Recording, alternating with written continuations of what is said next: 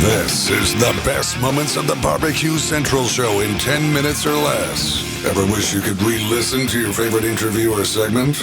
Do you enjoy hearing older shows for the first time in years? Then the best moments of the BBQ Central Show in 10 minutes or less is just what you need.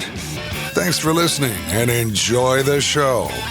Hello, friends. John Solberg here. I am your host for the best moments of the BBQ Central Show in 10 minutes or less. Always happy to tell you that this show is brought to you by The Butcher Shop, purveyors of highly sought-after 100% Australian non-cross red Wyvara 9+ briskets, and as always, they are hand-picked just for you. The Butcher Shop has been retailing the finest meats for more than 15 years. Every week, they're shipping out competition-quality meats to many of the biggest teams in the competition scene across the nation. Simply put, teams who use The Butcher Shop win, and they win often. Even if you're not a competitor, you still deserve the finer cuts in life. The Butcher Shop is shipping some of the finest prime, dry-aged Australian Wagyu and Japanese Wagyu steaks to people just like you and me who aspire to be the kings and queens of the cul-de-sac. The Butcher Shop always has Berkshire, Compart Duroc, Allegiance Duroc, and Prairie Fresh all-natural pork in stock. And again, always hand-picked just for you. Let's review. The best competition briskets, they got it. The best pork selection, they got that. Giving you better overall options to cook at home, you know it's a fact. So give the Butcher Shop a call today, 850-458-8782. That's 850-458-8782. You mentioned the BBQ Central Show, you're getting 10% off your entire order each and every time you call. You can also interact with them on their Facebook page, facebook.com/thebutchershop. Shop is spelled S-H-O-P-P-E.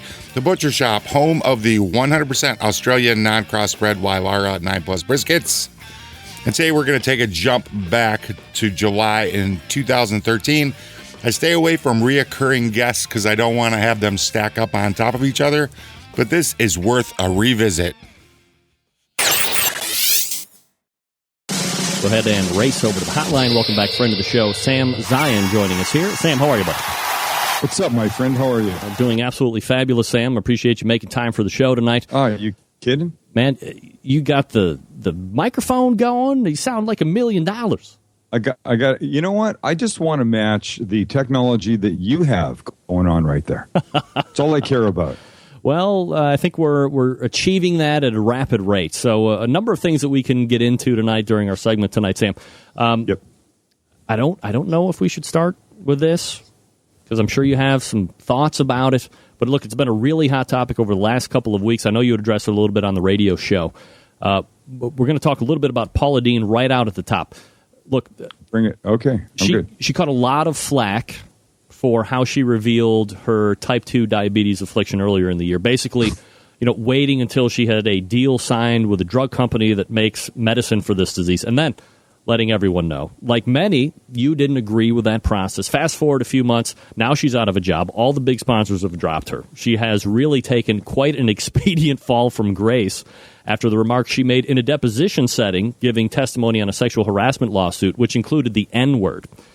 You're not afraid to take a stance on topic, Sam, which is why I want to ask you about this. So, do you think that this punishment is too harsh for this proverbial crime, all things considered? All things considered, if what she says is true, that she only uttered the N-word 30 years ago, given the fact that she's 67, given the fact that she's from the South, given the fact that she's from really like another era, yeah, I think it's too harsh. I can see it. I'm not condoning it. Please don't misunderstand me. I don't like the word. And I'm Jewish. So, sticks and stones. I could easily come up with, words that have been used against my people, and I'm not comfortable with those either. But given her situation, given where she lived, given, where she's from, I can see, for God's sakes, her brother's name is Bubba. That word is going to come out, it's going to come out. Again, I'm not condoning it. My problem with her is a couple things. One, the diabetes thing, I felt she had a moral responsibility, a moral obligation to her fans, her viewers, her millions of people that loved her, bought her stuff. I felt she needed to come out when she was first diagnosed with diabetes and say, hey, look, I've got diabetes. And maybe it was from the way that I eat. Maybe it's from my style. whatever. Just know, y'all, you can't live that lifestyle every single day. So dial it back a bit, right? She has a new cookbook out, like her recipes revisited in a healthier way that seems a bit of a mea culpa-ish kind of move, like she felt like she had to do it. So that annoyed me. But really, when it first came down, she never actually said sorry. She came out and said, I want your forgiveness. But how about in a sorry? That's not the same thing. I had this argument with my son, Max. He goes, well, that's saying sorry. I go, no. Saying sorry is I'm saying sorry. Right. Forget about the whole forgiveness thing, man. That's a separate issue. Leave that for a month down the road. Just try and get over the mistake. Now, part of me says she might have been being honest in that interview, in that deposition, and so let it happen. But really, the thing that pissed me off was the whole diabetes thing, and then the way she handled this. And then it just she got on the Today Show and it was awful. The tears, to me, the insincerity. She was like, please, I beg your forgiveness. And I don't feel like she was looking at, Susie Homemaker. I felt like she was looking at the sponsors, yeah. Right? At Smithfield Foods, at QVC, at Home Depot when she said, I beg your forgiveness. I get all worked up over it. It's, you know what? If you're fortunate enough to be in the media, to be in the limelight, to do this kind of thing for a living, which is not driving a school bus every day, which is not sweeping floors every day, which is not adding giant columns of numbers every day. If you're fortunate enough to be in this, you got to do it the right way. And you know what? People say, she had shitty, sorry, can I swear? Yeah, yes. Of course. She had shitty handlers. Well, you know what? Forget the handlers.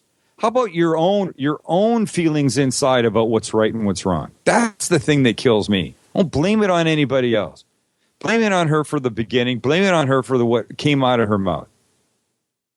Now I'm all worked up. Does she get any points? Look, she could have been in that deposition. They could have said, hey, did you ever use the N-word? She could have said no.